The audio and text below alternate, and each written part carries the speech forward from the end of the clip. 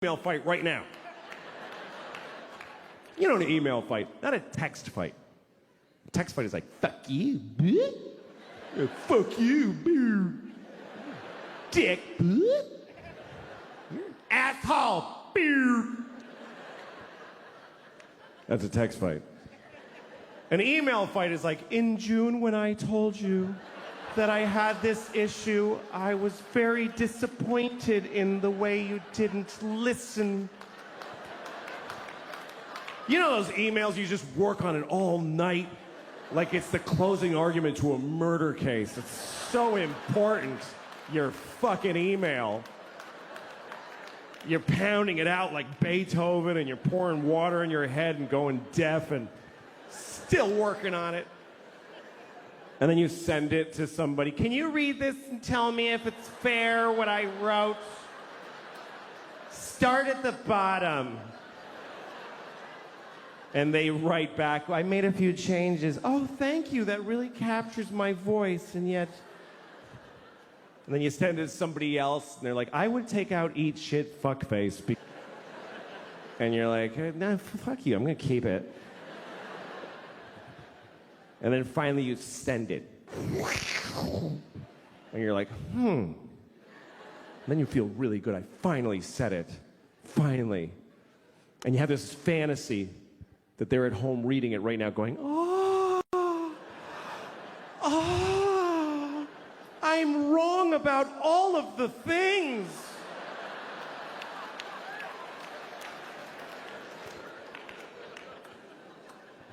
And at some point during the day, they haven't written back yet, and you know it's because you just bewitched them. And you decide, I'm going to read my email. I'm going to read the email that I wrote. Is there any more disgusting modern human behavior than reading your own already sent emails? Is there any more scratching your asshole and smelling your finger than that? I do it all the time. So that's what I did. I was in an email fight, and I looked in the sent folder where that's it. It's in stone. You can't change that anymore. And I realized, by mistake, it said, this is my latest draft. What do you think?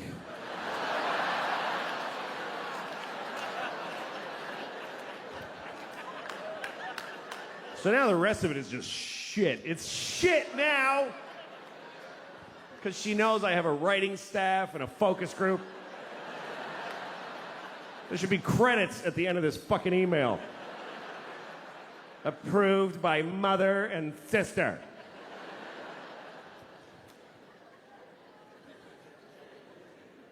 I don't know. Love is worth it, though. It really is.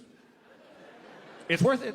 It is. I mean, I've always pursued love my whole life. You know, even when I was a kid, I loved girls. I loved them. And it was all, when I was 12, I discovered that girls were the greatest thing. And I would ask them out. That's what I did. I just walked up and asked them out. I had no fear. I'd go up to any girl I liked. Hey, you want to go out with me? And she's like, no! Because you weren't supposed to do that. You weren't supposed to just ask her out. There was a system. My daughters told me it still works this way in middle school. There's a thing where the boy asks his friend to ask her friend to ask her what she would say if he asked her out. How did children just know this Elizabethan parlor thing? 12-year-old boy, please inquire after her maiden friend.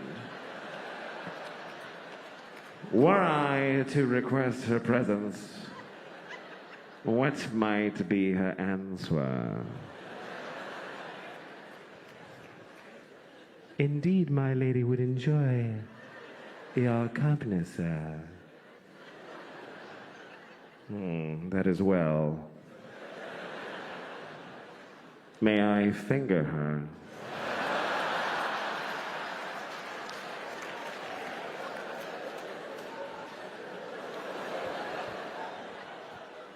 You are bold, sir. And finger her you may.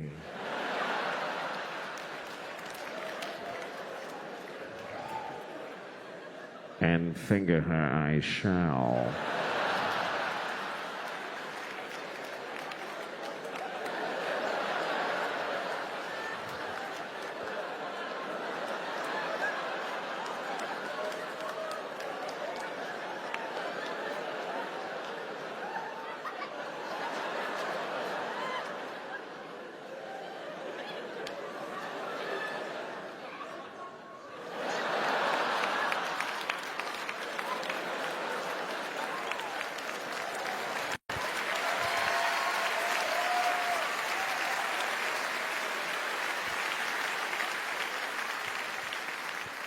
Anyway, I didn't do any of that myself. I would just ask them out. Girls said no to me. Till Rachel. Rachel was the first girl who said yes. I asked her to the dance in 8th grade, and she said yes. Happiest moment of my life. Even to now. I never beat it. Anyway, Rachel said yes. I'll go to the dance with you. So we went to the dance. I was 13. It's my first time with a girl. And about 5 minutes into the dance, she comes up to me and she says, "Do you mind if I dance with Jeff?" I was like, okay. Because what other moves did I have at 13? What else are you going to say? "Do you mind if I dance with Jeff?" "Yeah, I do. I mind very much." "What the fuck do you think this is, Rachel?"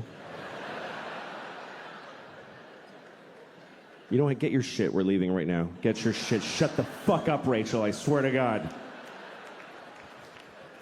I didn't have any of those tools. So I said, okay. And she danced with Jeff and made out with Jeff and left with Jeff. That was it. And I learned, by the way, that guy Jeff, this is a true story. That guy Jeff, he's a woman now. That's what happened. It's true. I was looking, and she has a whole blog on Facebook about becoming a woman. I was up all night reading it. I was crying. It was amazing. I was like, this is incredible. And then at the end, there's a picture of her with hair, and she says, "I didn't change. I knew what I was all along. I knew I was a girl since I was 6 years old." And I read that, and I thought, why'd you take my fucking date then? You knew, you piece of shit. Fuck you, Jeff. Fuck you and your journey. I don't give a shit now. Hooray for transgender, but fuck you because you're just an asshole who became a cunt. That's what happened.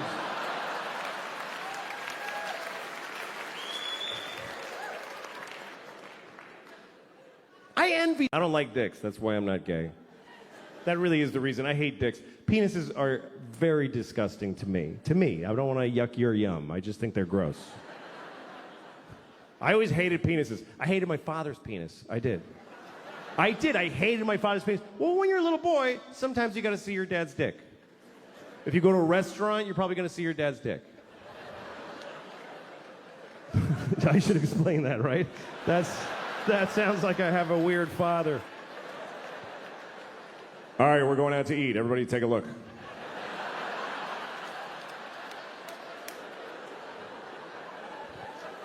No, sometimes if you go to a restaurant with your family, when it's time to pee, you go pee with your dad if you're a little boy. If you go to a ball game with your dad, I remember there was never urinals. It was just a trough. And the little boys and the men stand there together. And the men are just standing there. And we're down here, the little boys. And the dicks are eye level. Just horrible, hissing dicks. In both directions, like a chorus line. Just...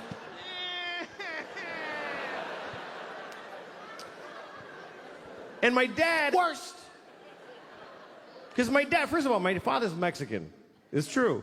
My father is Mexican. I'm not. I'm not Mexican. My father is. Just because some Mexican fucked my mom for years doesn't make me a Mexican. Just makes her a whore. But anyway, my father had a Mexican, Catholic, uncut, raw, organic, local, fucking free-range Mexican dick. It was just so basic. It was like a farmer's market yam just sticking out like a tamarindo pod. And the pee would spray out of it. I'm like, Dad, open your dick before you pee out of it. It's like you're pissing out of the corner of a pillowcase.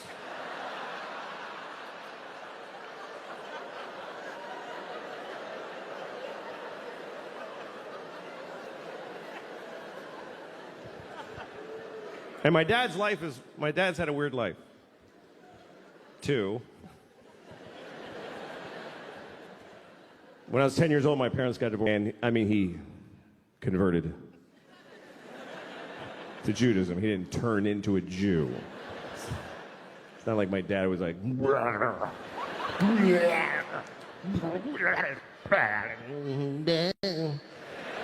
he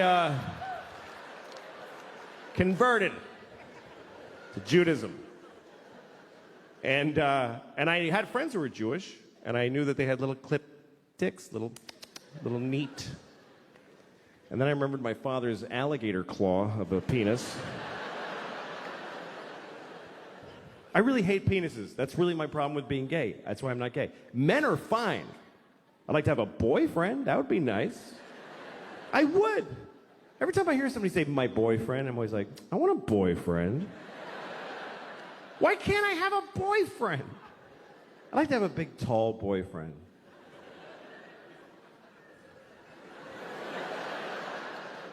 That's my boyfriend. I'm mad at my boyfriend. I get to wear his jacket. It's all big on me. I'm like, it's my boyfriend's jacket.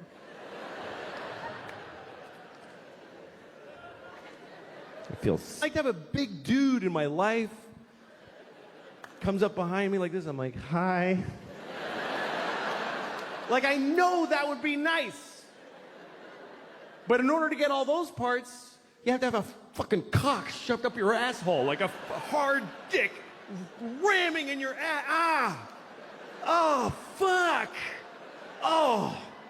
I just wanted to wear your jacket! But anyway, now I live in a nice building, and I'm not used to it because it's nice. There's like a pretty courtyard with flowers and a fountain with little marble boys pissing. I don't know. What is it with fountains? Like, all fountain sculptors are pedophiles, basically. You can't get a fountain made without... Can you make me a fountain? Yes, I'll get started right away. Oh, yes! Yes! It's finished! And it's just little boys pissing on the face of a Greek god that looks like him a lot. Just piss on me forever!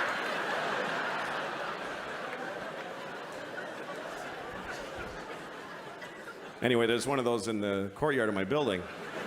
And my first week in the building about a year ago, I went down to the courtyard for the first time.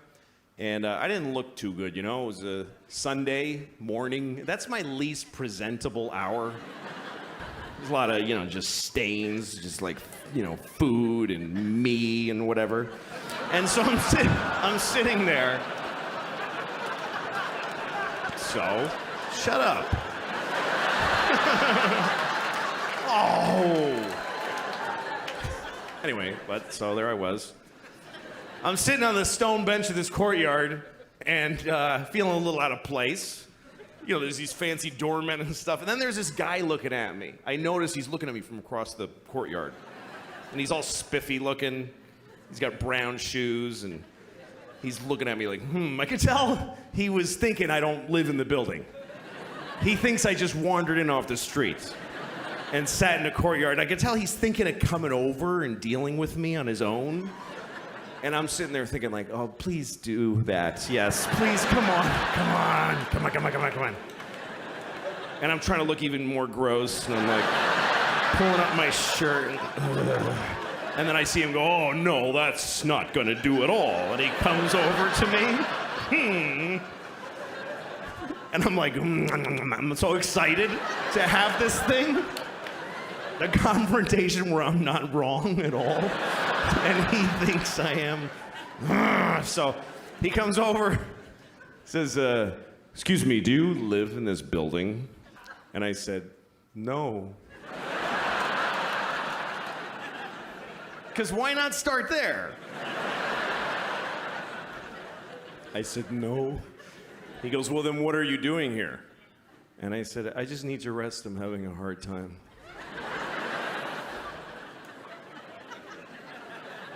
He says, this is private property. And I said, well, I don't really believe in that.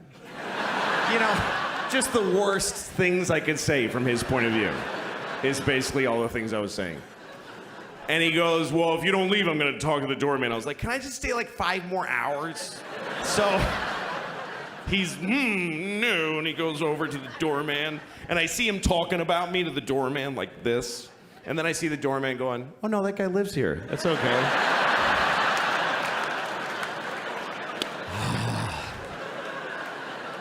And the look on his face, it was just so, it was this beautiful cocktail of anger and confusion. It's like I had invented a new way to hurt somebody's feelings. That's how excited I was. He was so angry, he came back. He came back to me. He said, why didn't you tell me that you live here? And I said, because I don't have to tell you anything ever. Right? There are no words that I must say to you.